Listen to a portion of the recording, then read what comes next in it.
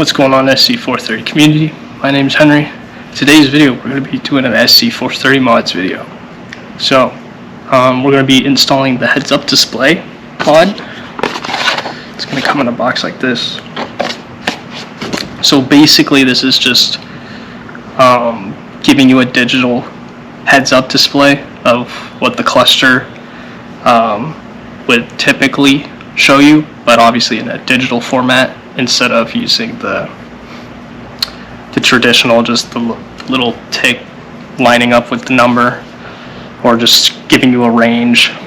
So basically this gives you the ability to get an actual accurate down to the decimal digital reading of the battery. You'll get an exact number for the speed that you're going. It'll tell you if it has an engine light. It'll give you a temperature reading and things like that.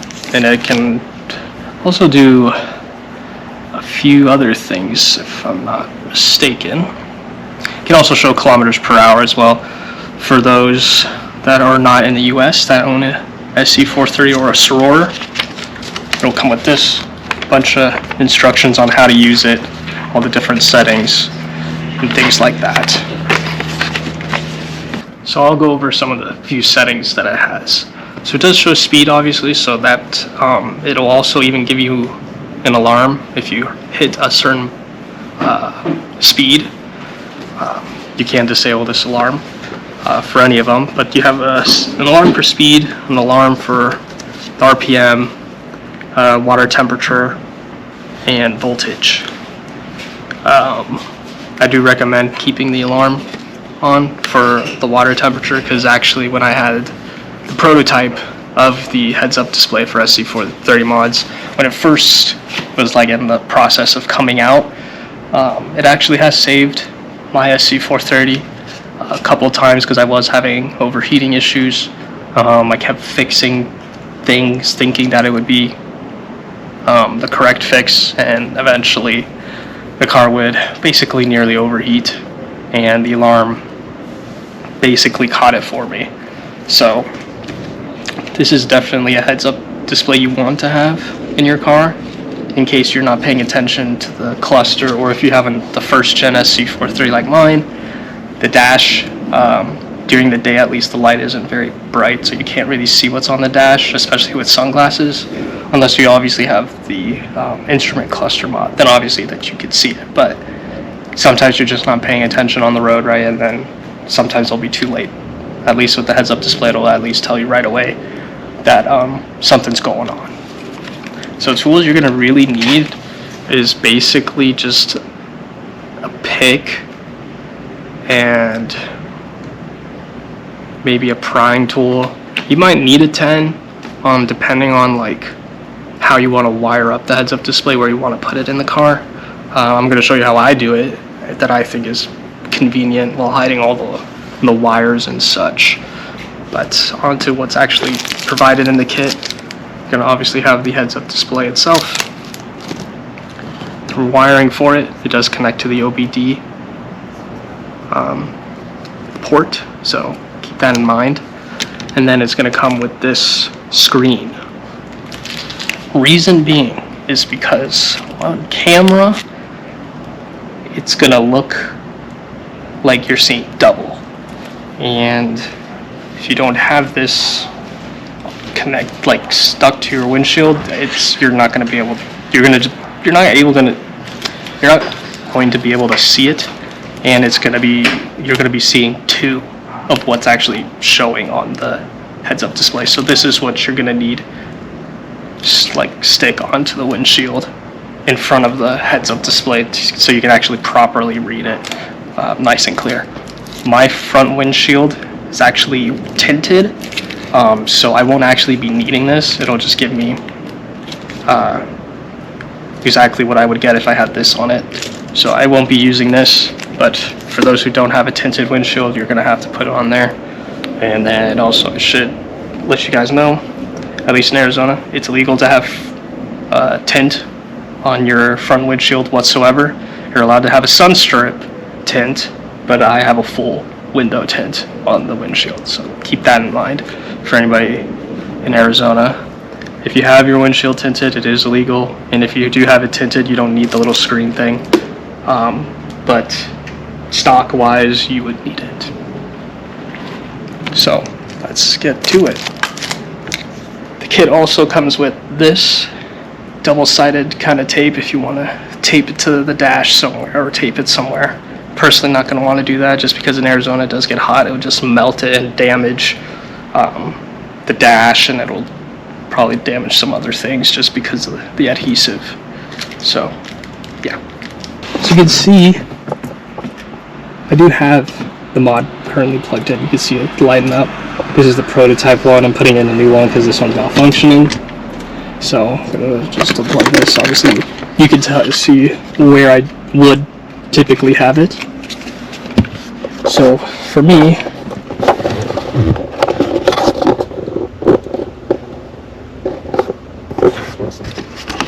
should be plugged in right here. I have it wired through the undercarriage right here to hide all the wires, and then I have the wires basically going this way up through here and then through this gap to over there. So I'll show you how I do that, but first we're gonna have to take this off, then this off, and then this off. So to do that, kind of just want to pry it. That's why you need the prying tool if you need it, but I think I'm gonna try to do it without it. It's all plastic, so you can just pop it right off easy. Just be aware that there is a cord that connects to that links that up, so we'll have to disconnect that. So, there it is. Just like that. Then you want to remove this. You can just pull this out. It'll just pop out from the rubber.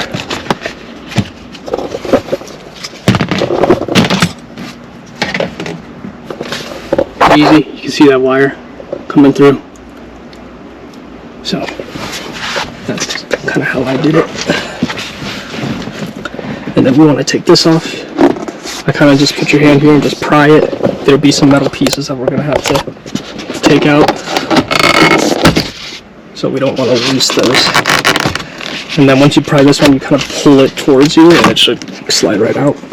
Notice these little metal fasteners, you need those, do not lose them.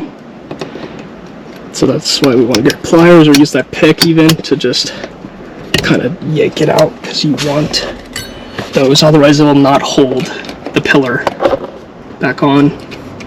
If you do lose it in there, there is you can go to the Lexus dealership to get this piece. Just make sure you show them what it looks like. Here, I'll show you what mine is. Otherwise, if you show them, if you don't know how to ask them for this piece at the dealership, they're going to give you something completely different that's not going to work. So there's just those two. So do this. See, I have the wire fed through here and fed through the back.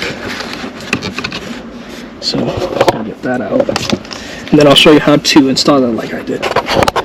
So looks like we might have to kind of take this bolt out just to give some room to get the wire out. So we'll go grab that. So obviously I'm trying to install and I'm trying to uninstall the old one and install the new one. If you want to do it like me, try to feel around here for this OBD. If you like pitch on each side, it would pop the scanner port out. So that now give you some space to feed the wires and such. I do have it wrapped up in there somewhere.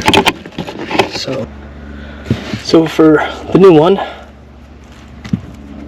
gonna first feed the port that plugs into the HUD through the back on the side here to the carpet, so it comes out right out here.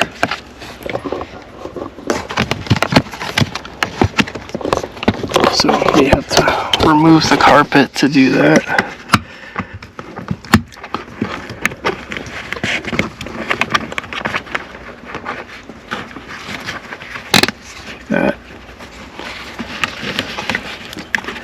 I'm gonna feed as much as we can because we don't know how much we're gonna need.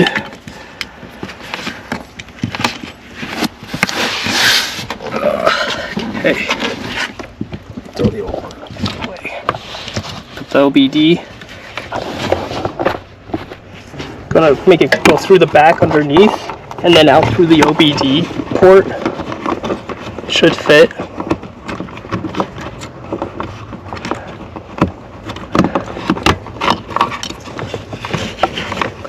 Obviously you don't need a lot, so I'm going to only just put a little bit, and then we're going to put that OBD port back in. Pop that back in place with the wire sticking out on the side as well, like that. So I fed the cord towards the middle of the port. It might be difficult to see, but you can see if I pull on it, it still kind of goes through kind of easy. So then we'll leave some slack so I can plug it in like that. We're going to tuck the wires in over here to the best of our ability behind everything, because if not, it's going to get crushed by the plastic pieces when we put them back in. I kind of placed it where I kind of want it at, just by, you know, this is where I kind of want to place it at, so this is kind of where I'm like pushing the wires in, and then tugging it and pulling on the other side so the wire fits all through the sides. So that's why you can't really see it that much from the camera. And then all this extra, just going to tie it up, hide it behind the carpet, call it good, and then reassemble. So let me line it up how I want it. Wires are hidden, can't see anything, you can just see it plugged in. Kind of put everything back, so you want to start with the pillar here. See how there's a tab, a slot right here? You want to slide it in there and then put it in through the holes for the fasteners. So remember, we did take them out, these pieces, so I want to put those guys back on. I should note while I'm putting this on, you don't have to do exactly how I do it to plug in the heads-up display. This is how I want to do it, just to keep it nice and slick. You can pretty much put it anywhere you want, just as long as you keep it, you get it plugged in and such, right? So now, slide it into that slot there.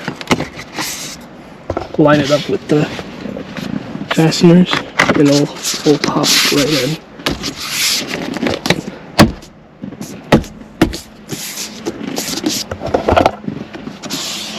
That. Make sure everything looks nice and good. You know you popped it in right when everything lines up clean. This guy, notice these kind of guys sticking out. That goes into this metal piece, this gold looking piece here. So make sure that this top one goes into this hole.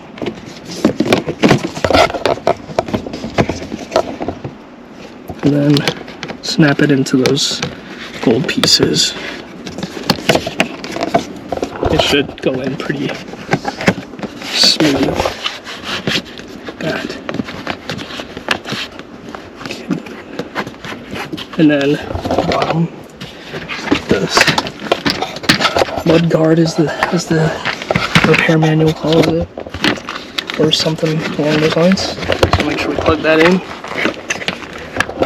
Take note the orange fasteners underneath, and the metal gold little pieces that hook on to the plastic. Make sure those all go on smooth.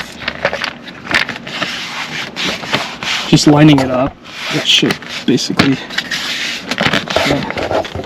get it work its way in there. As long as you line up one of the holes, they basically all line up.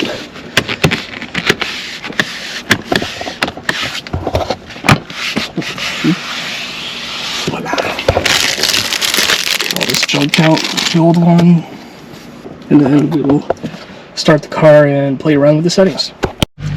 Okay, so the car is started. This did turn on. Here it is. There you go. It does show up clear on camera. That's because of the windshield tint. But notice how it's in kilometers per hour. You press it again, shows the temperature, again, voltage, and then back to kilometers per hour. So we're gonna make some changes. So if we hold M, it should go into the settings. So 1 is the speed. So this is basically to make adjustments in the case that the reading is incorrect from the cluster. So this is basically your way of calibrating. So we're gonna try, oh, that's the wrong way, do 2. So that's the RPM alarm, to 7,500 RPM. That's what that is for. That is the max, it appears.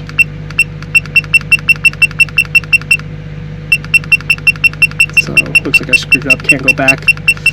So let's go forward, back to 7,500, set, oh.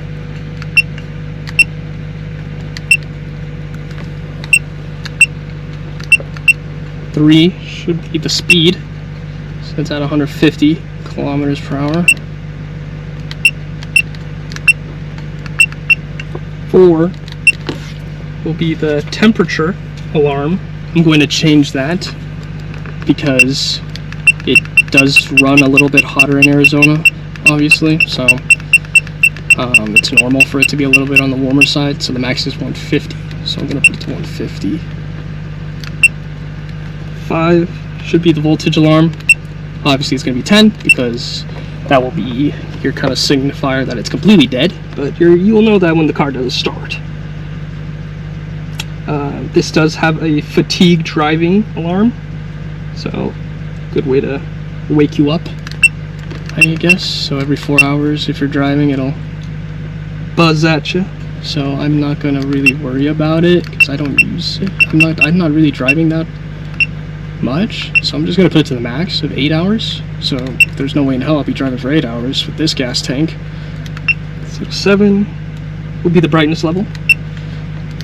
So we're going to put it to, let's say 10. 11 is the max, but 10 should be good. Actually, you know what? I'll do 11.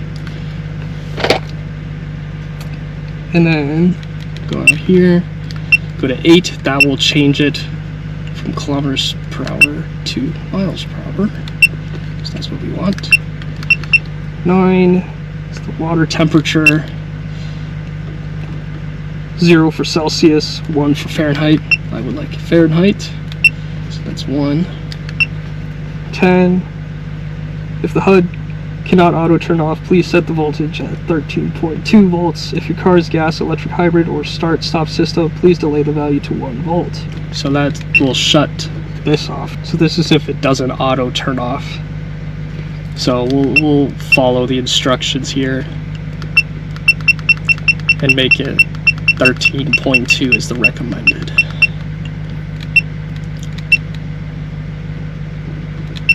So, and that's all the settings. So we'll back out, we'll leave the M. There you go, we have miles per hour. I'm gonna switch it to temperature because that's how I like it. See, so now I'm reading 177 when I'm driving. See, so I can be like, you know, whatever. I can read the temp, just in case anything would happen, or change it to voltage, whatever. So yeah, pretty easy mod.